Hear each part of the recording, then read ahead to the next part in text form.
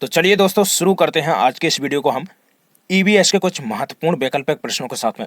दोस्तों यदि आप सीटेट एग्जाम दे रहे हैं, केबीएस, रीट, हरियाणा टेट या फिर किसी भी राज्य से संबंधित टीईटी एग्जाम में हिस्सा ले रहे हैं तो दोस्तों वीडियो को ध्यान से जरूर देखिएगा, क्योंकि आज का ये प्रैक्टिस सेट आपके सीटेट एग्जाम के लिए बहुत ही ज़्यादा इंपॉर्टेंट होने वाला है। और आज के जितने भी प्रश्न हमने लिए हैं वो सभी प्रश्न एनसीईआरटी पर आधारित प्रश्न हमने रखे हैं। तो बिल्कुल आपको वीडियो को ध्यान से जरूर देखना है और साथ में सभी प्रश्न को उत्तर को कमेंट बॉक्स में डालते चलना है। तो चलिए फिर बिना देरी करते हुए हम सबसे पहले प्रश्न की ओर बढ़ते हैं। और यहाँ पर एक बात मैं आपको बता दूं, यदि आप इस वीडियो से संबंधित पीडीएफ पाना चाहते हैं तो हमारे टेलीग्राम चैनल को ज्वाइन जरूर कर लीजिएगा, लिंक आपको डिस्क्रिप्शन में मिल जाएगी। तो चलिए फिर सबसे पहले प्रश्न की ओर बढ़ते हैं और पहला ही प्रश्न देखिए बहुत ही इंपॉर्टेंट प्रश्न है। बिल्कुल चलिए, कह रहा है कि चेराव नृत्य में व्यक्ति बांस की डंडियों को पकड़कर युग्मों में, ठीक है, एक दूसरे के सामने जमीन पर बैठते हैं और जैसे ही ढोल बजता है तो बांस को जमीन पर क्या किया जाता है, पीटा जाता है। नाटक बांस की डंडियों के अंदर और बाहर पैर रखते हैं, कूदते हैं और ताल पर नाचते हैं। तो कह रहा है कि निम्नलिखित में से कहां पर चेराव नृत्य किया जाता है। तो देखिए यहाँ पर बिल्कुल देखिए चेराव नृत्य के बारे में हमें सभी जानकारी यहाँ पर प्रश्न में ही दे दी है। तो आपको बताना है कि देखिए जो चेराव नृत्य है वो किस राज्य से संबंधित है। ऑप्शन यहाँ पर दिए गए हैं, मणिपुर से संबंधित है, मिजोरम से संबंधित है, असम से संबंधित है या फिर उड़ीसा राज्य से संबंधित है। बहुत इंपॉर्टेंट प्रश्न है, सीटेट एग्जाम में बिल्कुल निश्चित रूप से ये प्रश्न देखिए बन सकते हैं। तो बिल्कुल आपको ध्यान से देखना है और इंपॉर्टेंट लगा लीजिएगा इस प्रश्न में, क्योंकि बहुत ही ज्यादा इंपॉर्टेंट प्रश्न है। तो कमेंट जरूर करना है आपको कि इसका सही आंसर क्या हो जाएगा। तो देखिए ऑप्शन बी के साथ में यहाँ पर राइट आंसर चला जाएगा, मिजोरम में चेराव नृत्य किया जाता है। चेराव नृत्य का संबंध मिजोरम राज्य से है, तो यहाँ पर ऑप्शन दूसरे के साथ में राइट आंसर चला जाएगा। देखिए इसके बाद मणिपुर की बात करते हैं। तो देखिए मणिपुर का प्रसिद्ध शास्त्रीय नृत्य कौन सा है, मणिपुरी है, जो उसके मणिपुर राज्य के नाम पर ही रखा गया है। तो यह इसको आपको याद रखना है, जो मणिपुर का शास्त्रीय नृत्य है वो कौन सा है, मणिपुरी। असम की बात करते हैं तो देखिए असम का नृत्य है बिहू, और जो बिहू है वो आपका एक फसली त्योहार है। कैसा है, फसली त्योहार है। देखिए साल भर में देखिए 3 बार फसल आती है और ये त्योहार भी क्या है, साल भर में 3 बार मनाया जाता है। तो इसको आपको याद रखना है। असम का कौन सा नृत्य है, बिहू है, बहुत ही ज्यादा इंपॉर्टेंट है। उड़ीसा की बात करते हैं तो देखिए उड़ीसा का शास्त्रीय नृत्य है उड़ीसी।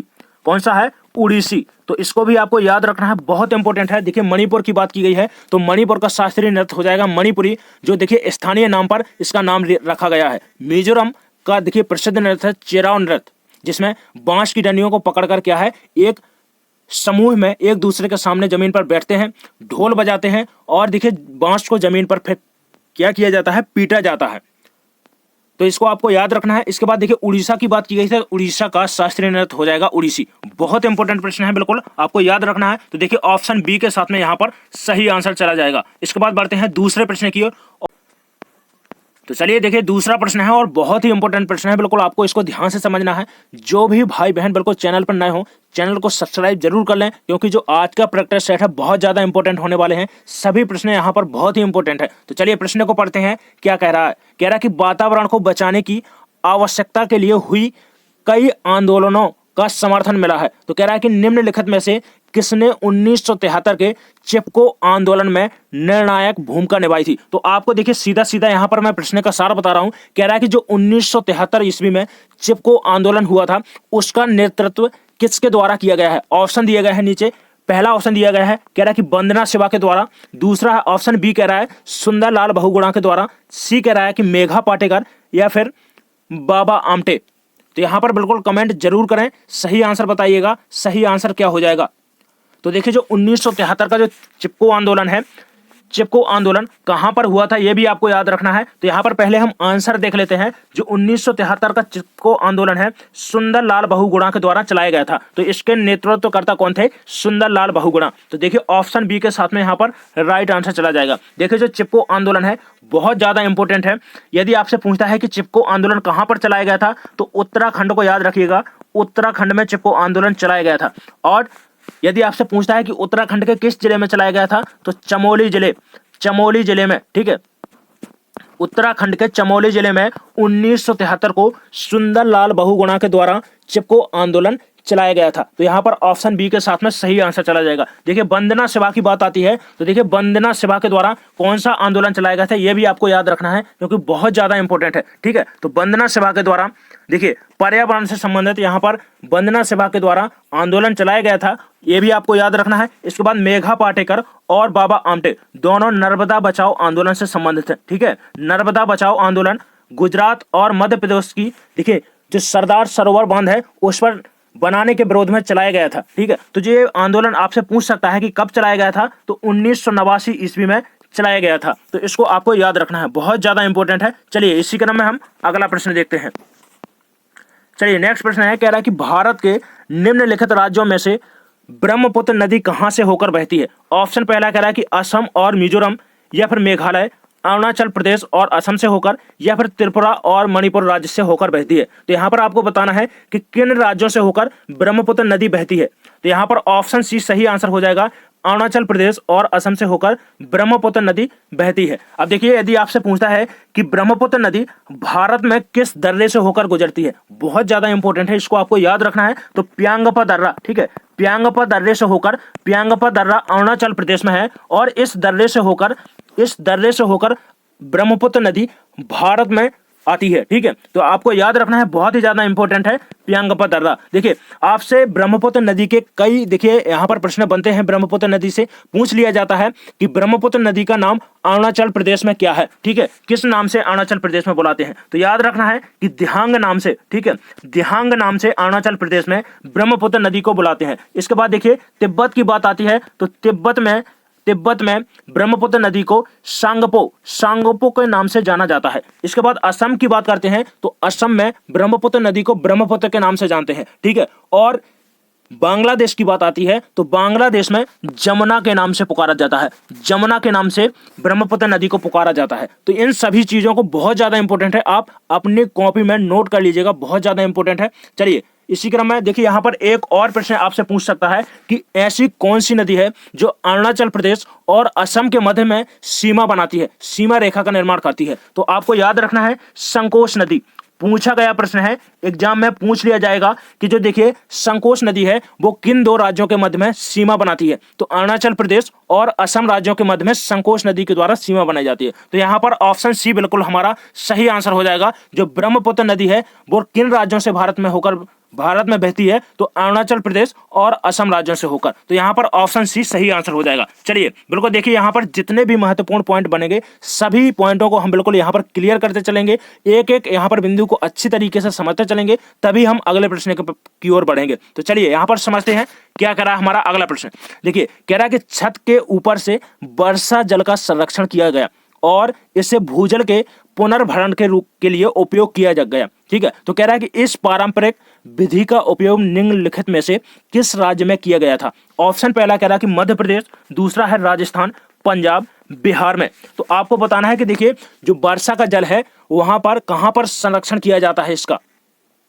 तो देखिए ऑप्शन यहां पर बी सही आंसर हो जाएगा। देखिए जो राजस्थान में आपको मरुस्थल देखने को मिलेगा। इसके कारण क्या है कि जो राजस्थान राज्य है वहां की जलवायु थोड़ी सी भिन्न है अन्य राज्यों से। वहां की जलवायु भिन्न होने के कारण वहां पर वर्षा का स्तर बहुत कम है, बहुत कम मात्रा में वर्षा होती है। तो देखिए जो वहां के स्थानीय लोग हैं उनके द्वारा एक विधि अपनाई जाती है वर्षा जल के संग्रहण के लिए। वो क्या करते हैं, छत में या फिर किसी स्थान पर गड्ढा खोद देते हैं और पानी का संरक्षण करते हैं। तो देखिए इस घटना को पूछा गया है कि किस राज्य में अपनाया जाता है, तो देखिए राजस्थान में अपनाया जाता है, ठीक है। तो छत के ऊपर से वर्षा जल का संरक्षण कहां पर किया जाता है, राजस्थान में किया जाता है। तो ऑप्शन बी यहां पर सही आंसर हो जाएगा। देखिए मध्य प्रदेश की बात आती है, तो मध्य प्रदेश के बारे में देखिए हम कुछ इंपॉर्टेंट पॉइंट यहां पर समझ लेते हैं, बहुत ज्यादा इंपॉर्टेंट है मध्य प्रदेश। देखिए आपसे पूछ सकता है कि सबसे ज्यादा वन भारत के किस राज्य में पाए जाते हैं। तो आपको याद रखना है कि सबसे ज्यादा वनों का प्रतिशत मध्य प्रदेश में है, ठीक है। इसके अलावा देखिए टाइगर स्टेट के नाम से भी मध्य प्रदेश को जाना जाता है। और देखिए भारत का हृदय किसको कहा जाता है, तो आपको याद रखना है भारत का हृदय मध्य प्रदेश राज्य को कहा जाता है। राजस्थान की बात आती है, तो देखिए क्षेत्रफल की दृष्टि से सबसे बड़ा राज्य कौन सा है, तो राजस्थान है, ठीक है। तो इतने पॉइंट आप याद रखिएगा, बहुत ज्यादा इंपॉर्टेंट है बिल्कुल। चलिए अगला प्रश्न देखते हैं। अब देखिए इस प्रश्न में हम देखते हैं, देखिए प्रश्न कह रहा है हमसे यहाँ पर कुछ कथन दिए गए हैं नीचे, तो आपको कथन पढ़ना है और इसके बाद में बताना है कि कौन सा यहाँ पर ऑप्शन सही होगा। तो पहले हम कथन यहाँ पर पढ़ेंगे। तो यहाँ पर पहले प्रश्न को देखते हैं। कह रहा है कि दस्त के रोगियों को चिकित्सक परामर्श देते हैं कि वे अधिक मात्रा में उबाल कर ठंडा किया हुआ पानी जिसमें चुटकी भर नमक और थोड़ी सी चीनी मिली हो पिएं, क्योंकि आप बताना है आपको कि क्यों ऐसा डॉक्टर साहब उस रोगी को कह रहे हैं। तो यहाँ पर पहला कथन कह रहा है, एक कथन कह रहा है कि केवल चीनी वाला जो पानी होता है वो क्या है, आंत सही ढंग से नहीं सोख पाती है उसको, ठीक है। इसके बाद जो ऑप्शन यहाँ पर देखिए दूसरा कथन है, बी कथन है, कह रहा है कि चीनी और पानी वाला सम्मिश्रण सरलता से सोखा जा सकता है। इसके बाद सी कह रहा है कि उबालने पर पानी क्या होता है, उसके जो जीवाणु होते हैं, जो भी उसमें विषाणु पाए जाते हैं, वो सभी मर जाते हैं। तो यहाँ पर जीवाणु रहित हो जाता है। तो देखिए यहाँ पर जो तीनों ऑप्शन है बिल्कुल राइट है। तो देखिए जिस भी यहाँ पर ऑप्शन में ए, बी और सी होंगे वही हमारा विकल्प सही आंसर हो जाएगा। तो देखिए यहाँ पर ऑप्शन ए के साथ में राइट आंसर चला जाएगा कि यहाँ पर ऑप्शन ए राइट आंसर हो जाएगा। चलिए इसी क्रम में हम अगला प्रश्न देखते हैं।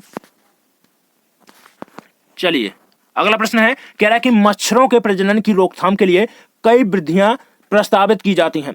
तो कह रहा है कि निम्नलिखित में से वह विधि ज्ञात कीजिए जो मच्छरों के प्रजनन को नहीं रोकती हैं। तो बहुत इंपॉर्टेंट प्रश्न है, बिल्कुल आपको इसको याद रखना है। तो देखिए यहाँ पर ऑप्शन ए कह रहा है कि कूलर के पानी को सप्ताह में कम से कम 2 बार बदलें। दूसरा बी ऑप्शन कह रहा है कि तालाब और पानी इकट्ठा होने वाले स्थानों में मछली डालें, क्योंकि जो मछली होती है वो क्या करती है, जो मच्छरों के लार्वा होते हैं उसको खा लेती है। और सी ऑप्शन कह रहा है कि मच्छरदानी का प्रयोग करें। डी कह रहा है कि यदि किसी स्थान पर पानी इकट्ठा हो गया है तो उस स्थान पर तेल डाल दें, ठीक है, तेल का छिड़काव कर दें। तो देखिए जो ए है, बी है और डी यहाँ पर सही है, लेकिन जो देखिए मच्छरदानी के प्रयोग से यहाँ पर मच्छरों के प्रजनन में कोई सहायता नहीं मिलती है। तो यहाँ पर ऑप्शन डी ऑप्शन सी यहाँ पर सही आंसर हो जाएगा कि मच्छरदानी के प्रयोग करने से मच्छरों की प्रजनन करने की क्षमता नहीं बढ़ती है, ठीक है। तो यहाँ पर ऑप्शन सी सही आंसर हो जाएगा। चलिए अगला प्रश्न है, कह रहा है कि निम्नलिखित में से कौन सी मुद्रा अबू धाबी में प्रचलित है। बिल्कुल, तो ऑप्शन यहाँ पर दिए गए हैं, कह रहा है कि डॉलर, रुपए, दिरहम या फिर टका। तो चलिए देखिए जो डॉलर है वो कहाँ की मुद्रा है, यूएसए, ठीक है, यूएसए।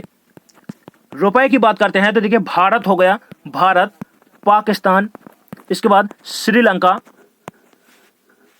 बांग्लादेश, ठीक है, सॉरी बांग्लादेश नहीं, ठीक है, नेपाल, ये सभी मुद्रा हैं।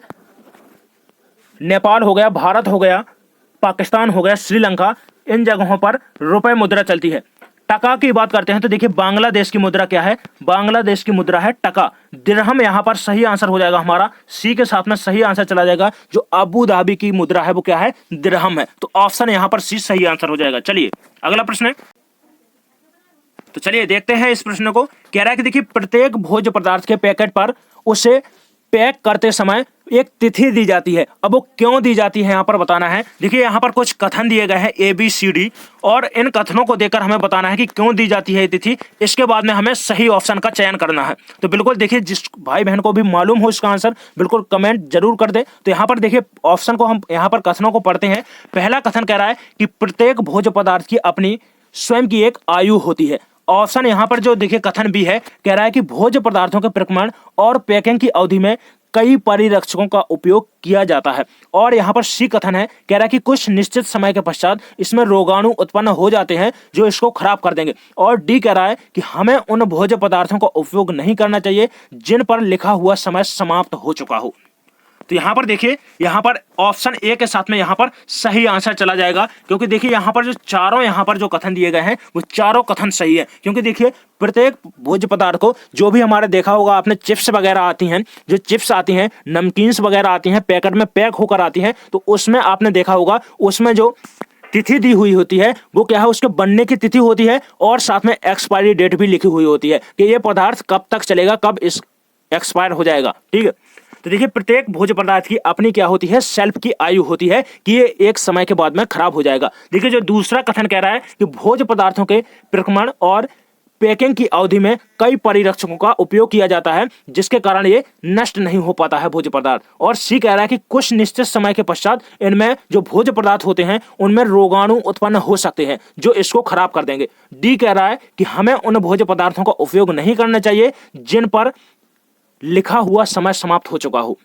देखिए यहाँ पर चारों यहाँ पर सही हो जाएंगे, तो ऑप्शन सी यहाँ पर बिल्कुल राइट आंसर हो जाएगा। चलिए इसी क्रम में हम अगला प्रश्न देखते हैं। चलिए कह रहा है कि निम्नलिखित में से किससे सहयोग भावना से कार्य करने का अभिप्राय सीखा जा सकता है? पहला ऑप्शन कह रहा है कि परिवार से सीख सकते हैं, या फिर खेल और परिवार से सीख सकते हैं। सी ऑप्शन कह रहा है कि परिवार, समाज और खेल के माध्यम से सीख सकते हैं, या फिर प्रतियोगिताएं आयोजित करने के माध्यम से हम सीख सकते हैं। तो देखिए, जो सहयोग की भावना का विकास है बच्चे में किसके कारण हो सकता है? तो देखिए, परिवार के कारण भी हो सकता है, समाज के माध्यम से हो सकता है, और खेल के माध्यम से हो सकता है। तो यहां पर ऑप्शन सी सही आंसर हो जाएगा। चलिए अगला प्रश्न। चलिए, बहुत ही इंपॉर्टेंट प्रश्न है, बिल्कुल कमेंट करें इस प्रश्न का राइट आंसर क्या हो जाएगा। कह रहा है कि वलसाड शहर, ठीक है, जो एक वलसाड शहर है वो एक गुजरात का शहर है, आपको इसको याद रखना है, ठीक है। तो जो वलसाड शहर है वो कहां पर है? गुजरात में है, दक्षिण गुजरात में है, ठीक है। कह रहा है कि हैदराबाद शहर जो तेलंगाना राज्य का शहर है के सापेक्ष किस दिशा में स्थित है? तो यहां पर ऑप्शन ए कह रहा है कि दक्षिण पश्चिम, ऑप्शन बी कह रहा है कि उत्तर में, या फिर पश्चिम में, या फिर उत्तर पश्चिम में। तो देखिए, यहां पर ऑप्शन ये के साथ में सही आंसर हो जाएगा। जो देखिए वलसाड शहर है वो हैदराबाद शहर के दक्षिण पश्चिम में पड़ता है। देखिए, जो हैदराबाद का जो गुजरात है उसका जो वलसाड शहर है वो कहां पर पड़ता है? देखिए, कुछ इस तरह से हमारा मानचित्र है। तो जो वलसाड शहर वो कहां पर पड़ता है? यहां पर पड़ता है, गुजरात के दक्षिण में पड़ता है। लेकिन जो देखिए तेलंगाना है, तेलंगाना यहां पर पड़ता है। तो तेलंगाना का हैदराबाद हमारा यहां पर है, ठीक है। आपको मानचित्र से समझा रहा हूं। चलिए, तो देखिए कहां पर पड़ेगा, इस तरह से यहां पर रेखा जाएगी, ठीक है। तो जो हैदराबाद के सापेक्ष जो वलसाड शहर वो कहां पर है? वलसाड शहर के सापेक्ष हैदराबाद कहां पर है? दक्षिण, यहां पर थोड़ा सा डिस्टर्ब हो रहा है, यहां पर प्रश्न हमारा डिस्टर्ब है। तो हैदराबाद के सापेक्ष, ठीक है, तो हैदराबाद के सापेक्ष जो वलसाड शहर है वो कहां पर पड़ेगा? उत्तर पश्चिम में पड़ेगा। तो यहां पर जो हमारा ए है वो गलत हो जाएगा, ऑप्शन डी के साथ में यहां पर सही आंसर चला जाएगा, ठीक है। क्योंकि जो हैदराबाद है वो कहां पर पड़ता है? दक्षिण में पड़ता है, ठीक है, दक्षिण पूर्व में। चलिए अगला प्रश्न। तो डी के साथ में हमारा सही आंसर चला जाएगा। अगला प्रश्न देखते हैं। कह रहा है कि हमें पके हुए भोजन को खुला या बिना फ्रिज में रखे लंबी अवधि के लिए नहीं छोड़ना चाहिए। कह रहा है कि निम्नलिखित में से कौन सा कारक पके हुए भोजन को बेकार करने के लिए जिम्मेदार है? देखिए, कुछ इस तरह का प्रश्न हमने पहला अभी देखा है हाल ही में। तो यहां पर कह रहा है कि क्यों नहीं खुला छोड़ना चाहिए? क्योंकि इसमें बेकार करने में कीट बेकार कर देता है, विषाणु बेकार कर देता है, फफूंद के द्वारा बेकार हो जाता है भोजन, या फिर जीवाणु के द्वारा। तो देखिए ऑप्शन यहां पर डी सही आंसर हो जाएगा कि जीवाणु के कारण यहां पर भोजन बेकार हो जाता है। चलिए अगला प्रश्न, बहुत इंपॉर्टेंट प्रश्न है। कह रहा है कि निम्नलिखित में से कौन सा सामाजिक कीट नहीं है? बिल्कुल बहुत इंपॉर्टेंट लगा लीजिएगा इस प्रश्न में। कह रहा है कि चींटियां, दीमक, भृंग, या फिर मधुमक्खी। तो देखिए ऑप्शन सी यहां पर सही आंसर हो जाएगा। देखिए, जो कॉलोनी में रहने वाले जीव हैं वो कौन कौन से हैं? चींटियां है, दीमक हो गया, और मधुमक्खी। अब देखिए इनको क्या है, कॉलोनी में रहने के आधार पर इनको 3 वर्गों में बांटा गया है। पहला है रानी, ठीक है, रानी, इसके बाद श्रमिक, और जो अगला है वो है नर। अब देखिए बहुत इंपॉर्टेंट है, आपको यहां पर ध्यान से समझना है। देखिए, वो चींटियां हो, दीमक हो, या मधुमक्खी। तो देखिए मधुमक्खी में एक क्या होती है? रानी मधुमक्खी होती है, जिसका कार्य होता है समूह का नेतृत्व करना, ठीक है। समूह की नेता कौन होती है? रानी मधुमक्खी होती है। और जो इनके द्वारा घर बनाया जाता है, जो कॉलोनी का निर्माण किया जाता है, उसको भी किसके द्वारा निर्माण किया जाता है? रानी मधुमक्खी के द्वारा नेतृत्व में किया जाता है, और श्रमिकों के द्वारा किया जाता है। देखिए, जो श्रमिक होते हैं वो क्या है? इस कॉलोनी की रक्षा करते हैं। जो रानी मधुमक्खी के द्वारा जो अंडे दिए जाते हैं उनकी देखभाल श्रमिकों के द्वारा की जाती है। अब देखिए, जो नर मधुमक्खी है उसका कार्य सिर्फ एकमात्र कार्य होता है, जो रानी मधुमक्खी है उसको क्या है? प्रजनन के लिए तैयार करना, ठीक है। तो यहां पर देखिए सभी चीजों को आपको समझना है, बहुत इंपॉर्टेंट है। तो देखिए, चींटियां भी समूह में रहती हैं, दीमक भी समूह में रहते हैं, मधुमक्खी भी समूह में रहते हैं, ततैया को भी याद रखिएगा। जो ततैया भी है वो भी एक सामाजिक कीट है, कॉलोनी में रहते हैं, ठीक है। चलिए अगला प्रश्न। तो देखिए प्रश्न कह रहा है कि कक्षा 5 में एक पाठ दिया गया है जिसका नाम है किसके जंगल पर चर्चा करने के लिए अध्यापका ने सूर्यमणि के सच्चे किस्से को सुनाया। तो कह रहा है कि जिसमें उसने एक केंद्र तोरांग की स्थापना की थी। किसके द्वारा? सूर्यमणि के द्वारा तोरांग की स्थापना की गई थी। तो कह रहा है कि जो देखता था। तो यहां पर आपको बताना है, कुछ कथन दिए गए हैं, इसके बाद में हम सही ऑप्शन का यहां पर चयन करेंगे। तो यहां पर देखिए पहले कथनों को पढ़ते हैं। तो कह रहा है कि जमीन और जीविका की समस्याएं, या फिर भूख की समस्याएं, वनों की समस्याएं, या फिर कुड़ुक संस्कृति की समस्याएं। तो देखिए यहाँ पर ऑप्शन, यहाँ पर कथन ए और डी सही हो जाएगा। जो सूर्यमणि था उसके द्वारा जमीन और जीविका की समस्या और कुड़ुक समस्या की, कुड़ुक संस्कृति की समस्याएं देखता था। तो यहाँ पर देखिए जिस भी कथन में, यहाँ पर ऑप्शन में ए और डी यहाँ पर कथन होंगे वही आपका सही आंसर हो जाएगा। तो देखिए ऑप्शन सी के साथ में यहाँ पर सही आंसर चला जाएगा। चलिए अगला प्रश्न देखते हैं। चलिए नेक्स्ट प्रश्न पे बढ़ते हैं। कह रहा है कि भावी पीढ़ी सामाजिकरण में परिवार की महत्वपूर्ण भूमिका होती है। ठीक है, भावी पीढ़ी की। तो कह रहा है कि इस परिस्थिति में परिवार माध्यम है। ऑप्शन ए कह रहा है कि प्राथमिक सामाजिकरण का, द्वितीयक सामाजिकरण का, या फिर प्राथमिक और द्वितीयक सामाजिकरण का, या फिर तृतीयक सामाजिकरण का। तो देखिए यहां पर ऑप्शन ए के साथ में सही आंसर चला जाएगा कि परिवार एक प्राथमिक सामाजिकरण का उदाहरण है। तो पहला ऑप्शन यहां पर ए के साथ में सही आंसर चला जाएगा। चलिए अगला प्रश्न कह रहा है कि महाराष्ट्र, मध्य प्रदेश, गुजरात में बड़े बांधों के निर्माण के कारण स्थानीय व्यक्तियों को अपने प्राकृतिक आवास को छोड़ना पड़ा। तो कह रहा है कि इस प्रकार की गतिविधि को क्या कहेंगे? तबादला कहेंगे, स्थानांतरण द्वारा अंदर आना, स्थानांतरण द्वारा बाहर जाना कहेंगे, या फिर विस्थापन कहेंगे। तो देखिए किसी भी व्यक्ति को एक जगह से दूसरे जगह स्थापित मतलब जाने की प्रक्रिया क्या कहलाती है? विस्थापन कहलाती है। तो यहां पर ऑप्शन डी सही आंसर हो जाएगा। चलिए दोस्तों सभी प्रश्न देखिए बहुत ही इंपॉर्टेंट प्रश्न थे और हमने सभी प्रश्नों को यहां पर कर लिया है और बहुत इंपॉर्टेंट थे। जो भी भाई बहन देखिए चैनल पर नए हो तो चैनल को सब्सक्राइब जरूर कर लें और वीडियो को अपने दोस्तों में शेयर कर दें। और यदि वीडियो अच्छा लगा हो तो एक लाइक जरूर करें, क्योंकि जो प्रैक्टिस सेट है बहुत ही इंपॉर्टेंट प्रश्न यहाँ पर आज के प्रश्न रखे हुए हैं मैंने, क्योंकि सभी प्रश्न यहाँ पर एनसीईआरटी पर आधारित हैं। ठीक है, तो चलिए फिर मिलते हैं अगले प्रैक्टिस सेट में कुछ महत्वपूर्ण प्रश्नों के साथ में। तब तक के लिए धन्यवाद।